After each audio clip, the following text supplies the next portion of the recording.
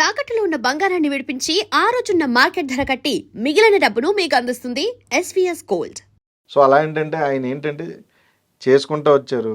Okay, ఓ formula మారుద్దాం, maybe నేను వెళ్ళే formula correct కాదేమో, ఓ ఫార్ములా మార్చి ట్రై చేద్దాం అని ఆయనకున్న స్ట్రెంత్ని, ఓకే నా స్ట్రెంత్ ఇదని ఆయన గుర్తించుకుని చేసిన సినిమాలు అయి ఉండొచ్చు నాకు తెలిసినంత వరకు. హ్యూజ్ రెస్పెక్ట్ ఎందుకంటే నాలెడ్జ్ అండి. అవును, నాలెడ్జ్, ఆయనకి చాలా ఎక్కువ నాలెడ్జ్ ఉంటుంది. కార్లు అంటే బాగా ఇష్టం ఆయనకి. అవునా? కార్లు బాగా ఇష్టం. అండ్ ఇప్పుడు ఆ సినిమా తర్వాత దుల్కర్ గారితో మీ స్నేహం ఎట్టయిపోయిందంటే ఒక 10-15 రోజులు మీరు మెసేజ్ చేయకపోతే ఆయన ఫోన్ చేస్తారంట. జరుగుతుందండి అది ఇప్పటికీనా? స్టిల్ ఎలా సెట్ అంత బాండింగ్? ఏమో తెలియదండి. అంటే అదే అంటున్నాను కదా, అంటే మనకి అది చాలా తక్కువ మంది అంటే మనకి లైఫ్ జర్నీలో, నువ్వు వెళ్ళే లైఫ్ జర్నీలో చాలామంది తారసపడతారండి. కానీ నీతో ఉండిపోయే వాళ్ళు కొంతమంది ఉంటారు.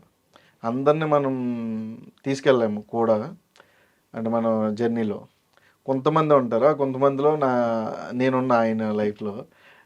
సో నాకు అలాగేంటంటే తెలియకుండా ఒక బాండింగ్, సరదాగా మాట్లాడుకుంటే ఏం జరుగుతుంది, ఏం సినిమాలు చేస్తున్నావు, అదే మీరేం చేస్తున్నారు, తెలుగులో ఇంకేం జరుగుతున్నారు, కథలు విన్నారా అని ఎలా డైలీ మాట్లాడుకుంటూ ఉంటాం. ఎప్పుడైనా గిల్లుకొని టెస్ట్ చేసుకున్నారు? అంటే ఆయన ఎంత హీరో అనేది కూడా వాళ్ళ ఫాదర్ లెగసీ, అంత పెద్ద స్టార్, ఆయన కొడుకు, ఇప్పుడు ఆయన అంత పెద్ద హీరో, ఇవన్నీ ఎప్పుడన్నా మనం అనుకోండి. అదే అంటున్నాం కదా, యాక్సిడెంట్ అదే అంటున్నానండి. మీరు ఇందాక అడిగారు కదా మీకు వావన్ మూమెంట్స్ ఏముంటాయి మీరు సెలబ్రిటీ అయిన తర్వాత అంటే, అదే ఇప్పుడు ఆయన్ని దూరం నుంచి చూడడానికే బార్గేట్లు అని, సెక్యూరిటీ అని, బాడీ గార్డ్స్ అని బోల్డ్ అంతమంది ఉంటారు. ఇప్పుడు నాకు సినిమా ఇచ్చింది ఏంట్రా అంటే నేను డైరెక్ట్గా వెళ్ళగాను. కరెక్ట్, నాకు సినిమా అది ఇచ్చింది, నేను డైరెక్ట్గా వెళ్ళి ఏంటి విశేషాలు, ఏంటి ఏం జరుగుతుంది అని నేను డైరెక్ట్గా మాట్లాడగాను. ఇది మీ సక్సెస్. ఎందుకంటే అంతే అదే ఆయన ఊరికనే రాడు కదా, ఇది మీ సక్సెస్. బట్ లేదండి, ఆయన అలా కాదు, మన సక్సెస్ చూసి వచ్చే పర్సన్ కాదండి ఆయన. సక్సెస్ ఏంటంటే వెళ్ళడం సక్సెస్, మనకి ఆయన దగ్గర తీసుకెళ్ళిందంటే మన అదే సినిమా మీ సక్సెస్. ఆయన ఏంటంటే ఆయన కంటే మీకు ఆయన ఎంత బాగుంటాడో ఆ స్టాప్ కూడా అంతే బాగుంటారండి. అవును, బేసిక్గా ఒక ఫోటో కావాలని మీరు వెళ్ళారు అనుకోండి, ఇప్పుడు అవుతే ఇచ్చేస్తారండి. ఆయన అవ్వలేదు అనుకోండి, వాళ్ళ టీంకి చెప్తారు ఈ టైంకి తీసుకురమ్మని. ఓకే, మీరు అక్కడ లేరు అనుకోండి, వాళ్ళ టీం వస్తారు, ఈ పర్సన్ పొద్దున్న వచ్చేటి ఫోటో ఉందా ఇవ్వాలంట, సార్ పిలుస్తున్నారు, ఎక్కడ కనపడ్డా అని వచ్చి అడుగుతారు. అలా తక్కువ మంది హీరోలు ఉంటారండి అలా. ఆయన మళ్ళీ పిలిపించి ఆ టైంకి ఫోటో ఇచ్చి పంపిస్తారండి అలా హ్యాపీగా. సూపర్. సో ఎందుకంటే నాయి ఏంటంటే చాలా దగ్గరగా ఉంటాయండి కొన్ని విషయాలు. బట్ వర్క్ ఫ్రెండ్స్ ఎవరు కదా, ఏదో ఒకటి కలవాలి. కొన్ని విషయాలు ఉంటాయి, ఏది పెద్దగా పట్టించుకోరు ఆయన కూడా.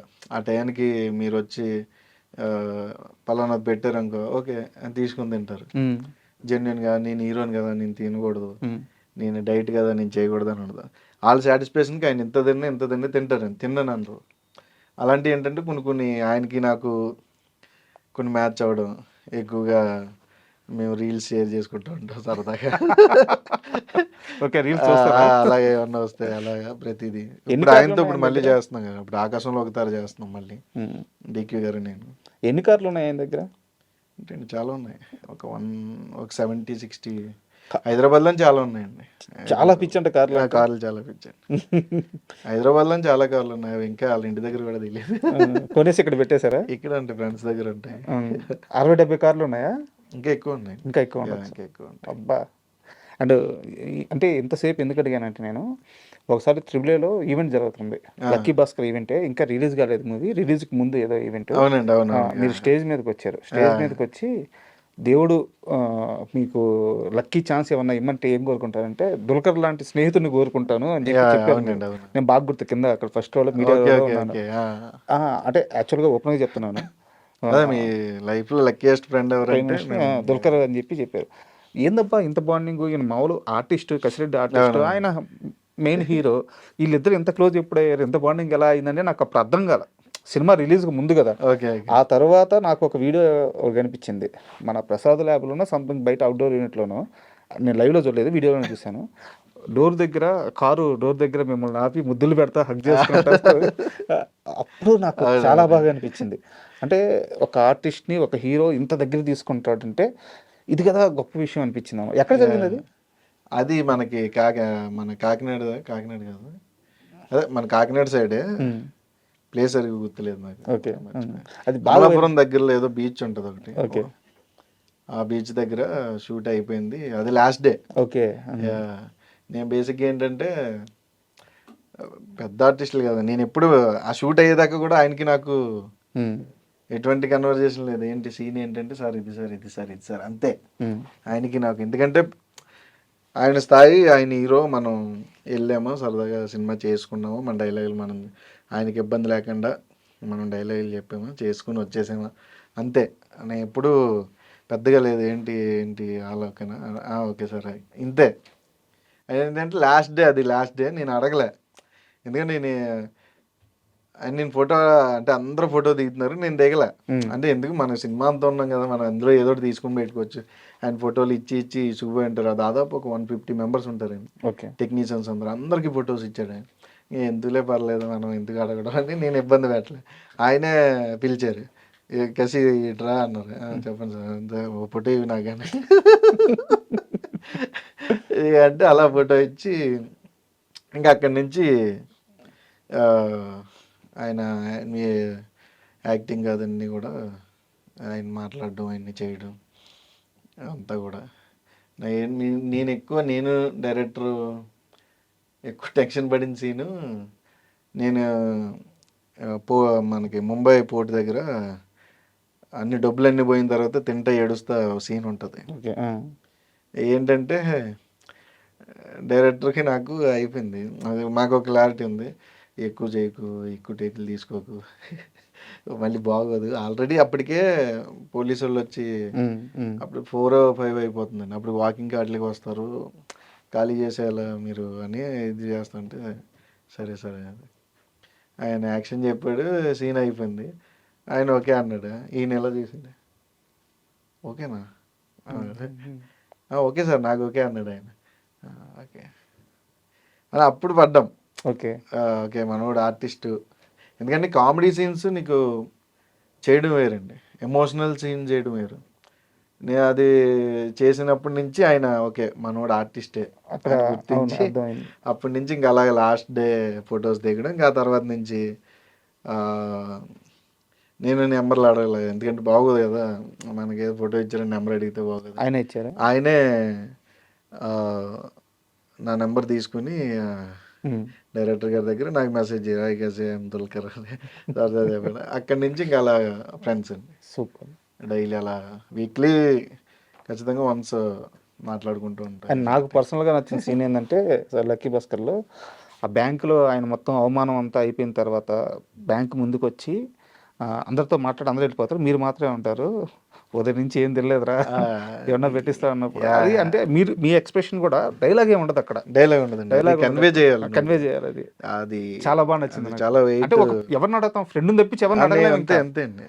ఈవెన్ అమ్మని అడుగుతాము, అమ్మ తర్వాత ఫ్రెండ్ని అడగగలం, బంధువులను అడగలేము, రక్త సంబంధాలను కూడా అడగలేము. ఆకలేస్తుంది పెట్టి అడిగితే ఏమనుకుంటారు అంతే, బాగా బతికే కదా, బాగా బతికినాడు ఎప్పుడు చేసాడండి.